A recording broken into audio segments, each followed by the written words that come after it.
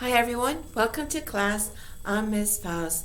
Please make sure that you have paper handy along with a pen or pencil.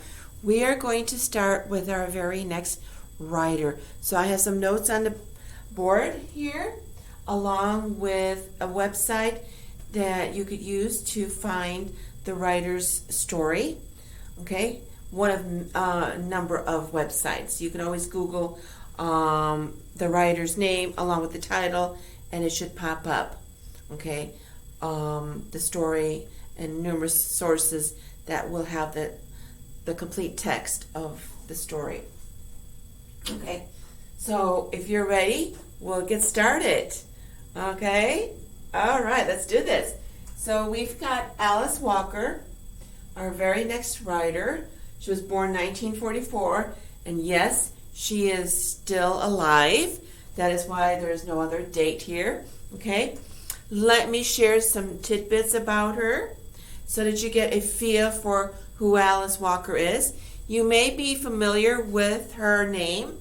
She is pretty well known, okay, and she is from the United States. Okay, born in, I'm using a little sheet here so I can share some other tidbits. Born in Georgia. Okay, so let's skip right to here quickly, and then we'll go back. Okay, so she's one of 8 children that was born to these sharecroppers in Georgia. So that is a pretty big family, and they were, as it says here, poor. Okay, so let's go back a step. She is a short story writer. We will deal with one of her stories. She is a novelist, and she is a poet, along with being, let me see how we call it, I guess you could say an instructor, teacher at the university level. Okay, so she's done a number of things in her life. Okay, another tidbit regarding her childhood is I'm going to read this here, a little tidbit. In 1952, so she was about 8 years old, 7 or 8, depending on her birthday and everything. She was blinded in her right eye by a BB gun pellet while playing cowboys and Indians with her brother. So she suffered permanent eye damage and slight facial disfigurement. When she was 14, her brother Bill had the cataract removed by a Boston doctor, but her vision in that eye, it never came back. Okay, so while going to school, she had to deal with that issue of having, with the eye and having problems with it. Okay, the fact that she was born into a poor family makes a difference in her writing. She tends to deal with poverty in her work, along with racism. Okay, so those are some, I shouldn't say some, those are 2 themes that pop up, whether it's a short story or one of her novels. Okay, and she is known for this novel, which was turned into a movie. And if you're familiar with, one of those days, if you're familiar with Oprah Winfrey, yes, Miss Winfrey starred in this movie, The Color Purple, named after the novel, The Color Purple. And she won, it was such a great book. Of course, there were some critics who felt that if The Color Purple didn't have Alice Walker's name, it would never have made it. Okay, so it was her name that basically made it, because up to that point, she'd been writing, and so her name was out there. Okay, but so some critics had issues with it. They felt it really had, it was just a book with, has nothing really to say. Okay, but yes, otherwise it was well received overall, I guess you could say. And she won a Pulitzer Prize in 1983 for it. And that's pretty good for a writer to get a Pulitzer. That means you've done a really good job with whatever the work is that you're getting it for. Okay. All right. So, of course, she had other novels, but this is the one that's really known out there. Again, as I said before, it was turned into a movie, so you may know it for that. Okay. As I've already hinted, she dealt with the ideas of, or themes of, poverty and race relations slash racism in her work, along with gender relations. She also deals with that. And in novels that she wrote, I guess you could say around the time of The Color Purple, she was seen as having written or was discussing in the works the oppression of women, which she disputed.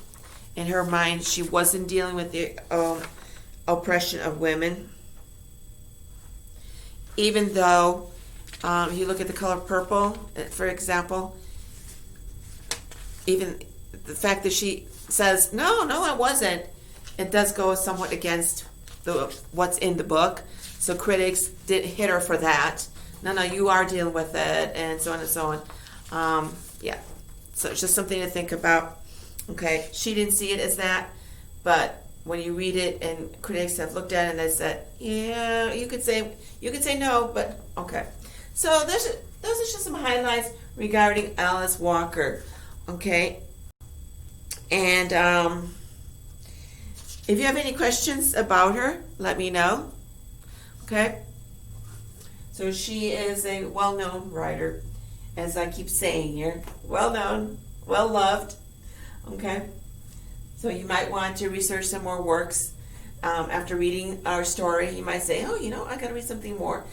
And The Color Purple comes highly recommended. Okay, our focus will be on this story, Everyday Use. Okay, and it's from 1973, and it comes out of her one work of various stories. It's like a story collection. Okay, so Everyday Use is the one that you're going to be responsible for. So keep this in mind. You are going to read Alice Walker's Everyday Use. Please make sure that you understand that. Again, here is one website. I know it's so long, isn't it? It just keeps going. And obviously that, okay, goes to here. Okay. It's just one source. Be sure you get that. Otherwise, just, Google text of Walker's Everyday Use, and sources should be just popping up all over the place. Okay? Next class period, I will hit some highlights of Everyday Use, so please make sure you are prepared. Okay? Because we'll be moving on to the essay, our very next essay. And I know you're looking forward to that. The more writing you get, the better you get at it, right? See, there you go. There's a positive right there. I think you will enjoy Walker's work. And again, be ready for the highlights, a little summary, okay, as we've done in the past. Okay, next class period. Here's your assignment. Please read Walker's Everyday Use. Got that. Also, I want you to copy this down here and answer. I have two questions. One is actually two parts, in a sense. First question is, who are Maggie and Dee? Please don't tell me characters. Who are they? Okay, talk to me about it. Don't write major characters or minor characters. Okay, who are they? Is one an aunt and the other one's the niece, and the niece doesn't like the aunt, and the aunt has issues with the niece? And tell me something. What did you learn about them? Okay, and the second one is, what do the quilts? Okay, quilts is very important in this story. Symbolize. Remember, when we talk about symbols, think about the flag symbolizing freedom, and so on and so on. Okay, symbolize to Maggie, and then to Dee. So you're going to focus on Maggie. What do they mean for her, and what do they mean for Dee? Okay, so keep that in mind. Please make sure I see these questions when you turn in your work, not just the answers. And please, please, please, please, make sure you are truly reading everyday use. It is not that long a story. It is good. It has a really good point to it. It really has something to share, okay, with the reader. I think you'll learn something from the story. Walker always has something good to say, okay. I believe that is for today. Let me see if there's anything else. No, I think that covers it. Well, that was a short lesson today, wasn't it? I know you're excited. Okay, so get that story and start reading it. And like I said, it's short. Okay. If you have no questions or anything, please remember this is due today. So when you're done with the questions and answers, send them off to me today. And I wish you all a very pleasant day. Enjoy Walker. She's truly a great writer. Till next time, bye-bye.